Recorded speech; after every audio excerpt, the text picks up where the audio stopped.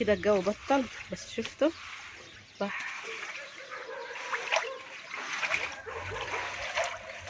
ما قد ايه. طبعا المكان ده شفتوا لولا الخط اللي احنا عاملينه ولا الحاجز كان زمان المية دي كلها دخلت العش. شفت الحاجز ده نافع ازاي.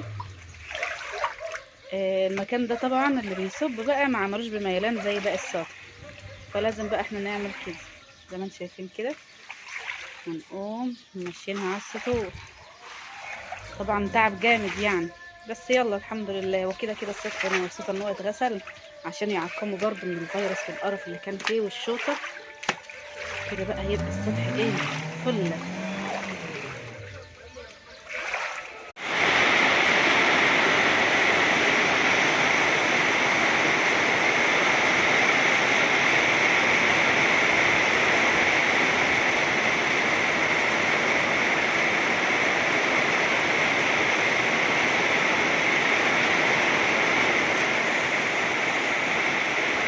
اللهم سيدنا فعلا.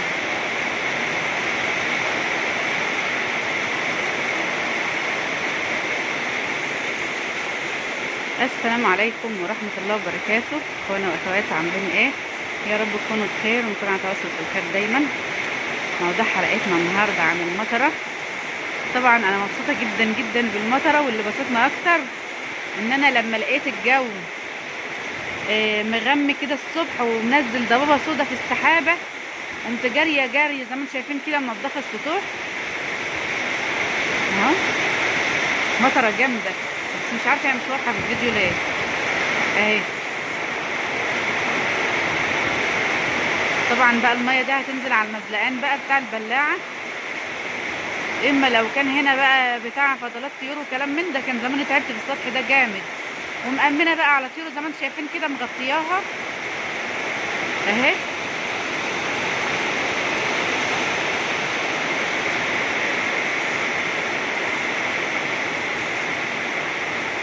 الزرع بتاعي انا كنت بكنس حواليه وكده وبزوقه وبوضبه يعني على اساس ان انا هسقيه. لقيت الجو بقى اللي خلى عنك انت بقى.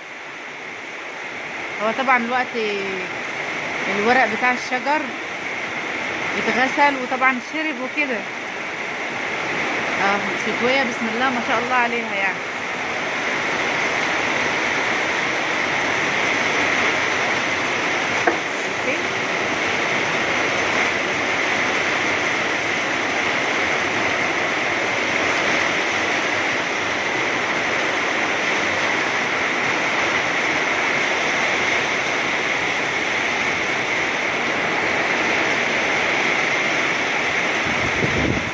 مطره جامده.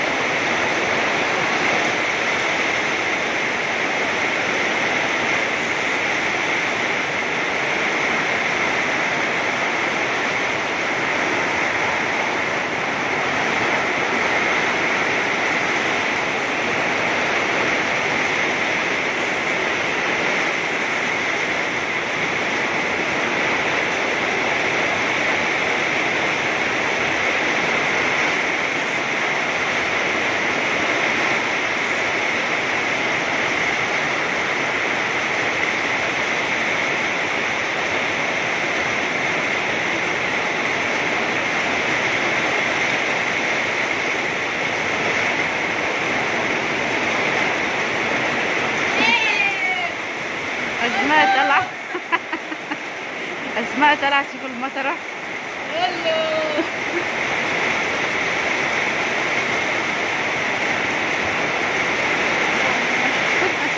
اسماء بتصور بصوا ماسكه التليفون وعماله تصور المطر اهي. طلع على السلم تقول هي عاملين زي الاطفال. شفت الزرع؟ انا كنت لسه هقول لك اطلعي اعملي ايه.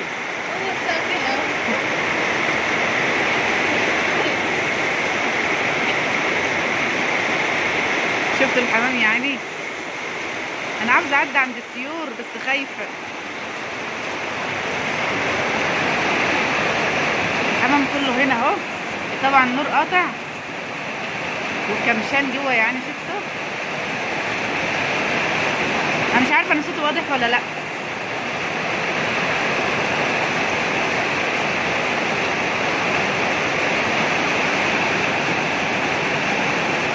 عاوزه احط له بقى شويه ميه.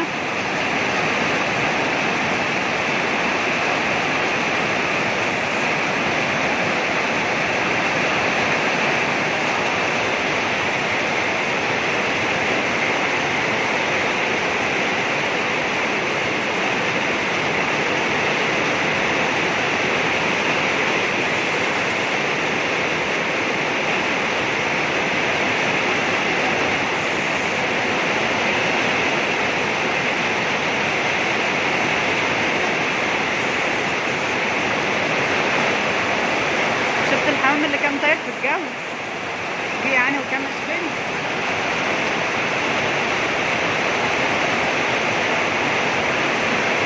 شتوايه اول مره ما تابعش الارصاد الجويه النهارده.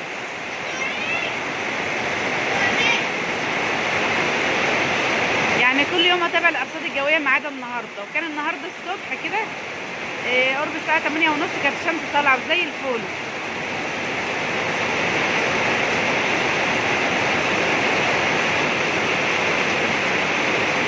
كده بقى السطح هيتغسل. حظي حظ الشتويه ده على فكره، حظ انا. عشان ايه بقى؟ لو في اي فيروس ولا اي حاجه تتغسل من ميه المطر. اللهم صيبا نافعا يا رب.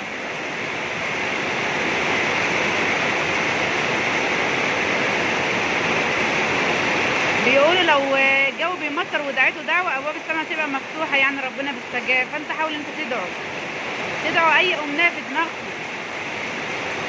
انا الدعوه بتاعتي المستحبه اللهم ارحمني وارحم المسلمين اجمعين يا رب، واحسن ختامنا. اهم حاجه يحسن ختامنا.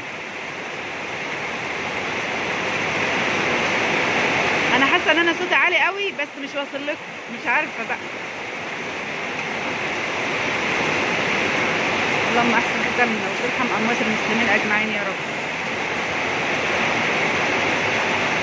وابعد عننا الهم والغم والحسد وكل حاجه وحشه يا رب، اللهم امين. كل حاجه اتغسلت. شفتوا الكراكيب اللي انا عاملاها على جنب كله اتغسل، رغم ان فوقها صاجه اهي، بس برضو المطره جايب ميلان كده. الهوا بيقوم مطير المطر على الحاجات دي والخشب.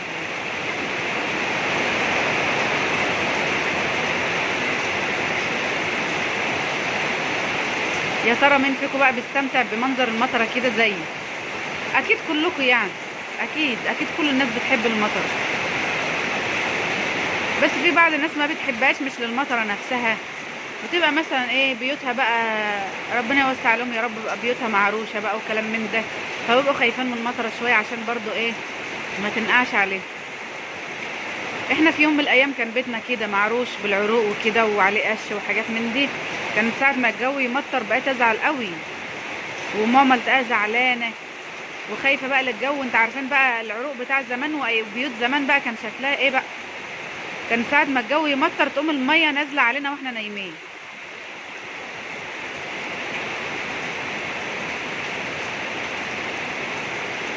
يلا الحمد لله الحمد لله. الميه راح ايه على المزلقان بتاع البرميل.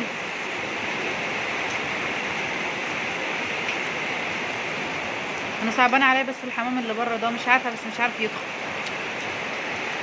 يعني. بره شويه كتار اهو، غير اللي على السطح فوق. انا مش عارفه اللي على السطح فوق ليه كده فوق، يعني شكله كده ريشه اتبل ومش عارف يجي.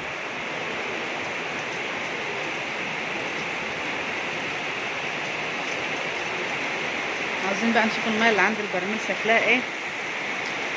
طبعا بقى انا هجيب الصاجه برضو وهقوم جايه بقى، بس بعد ما تخلص مطر اقوم جايه بقى على الفضلات اللي هي لازقه دي واقوم عاملاها بقى. هنا برضو الجو هنا نضيف وتمام. في فضلات جت اهي اتحوشت اهي عند البرميل عند البلاع، شايفين؟ المطره مطره جامده يعني، مش شويه شتا وخلاص، لا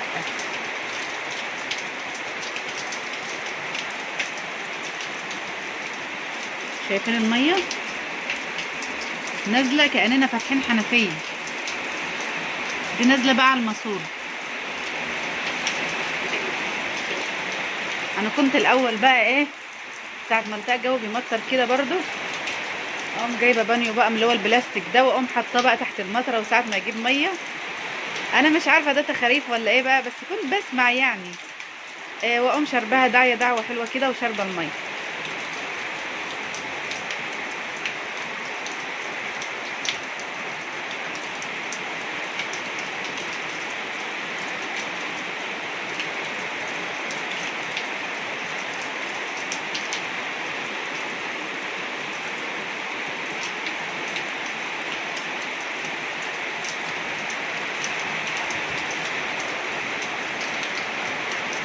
شفتوا هنا بقى الحمام اللي هو مش عارفه اسمه بصراحه، اسمه كاري على لاحم ولا معرفش ايه، في ناس كتير شككتني في اسمه. كامش اهو. وهنا طبعا الروميه اما نشوف اخبارها ايه. شفتوا كامش على عيالها، بس تقريبا ايه ده، ايه اللي في العلب ده؟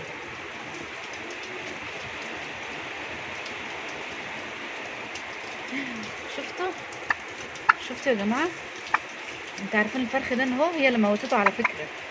ده الفرخ اللي الروميه فقسته امبارح وجبته تحتها، هي اللي موتته على فكره. استغربت قامت مموتاه مع ان كنت جايباه بالليل. لا حول ولا قوه الا بالله. وانا اتفاجئت دلوقتي ده اولادها اللي هي فقساهم، ربنا يهديهم يا رب، يهديها ليه.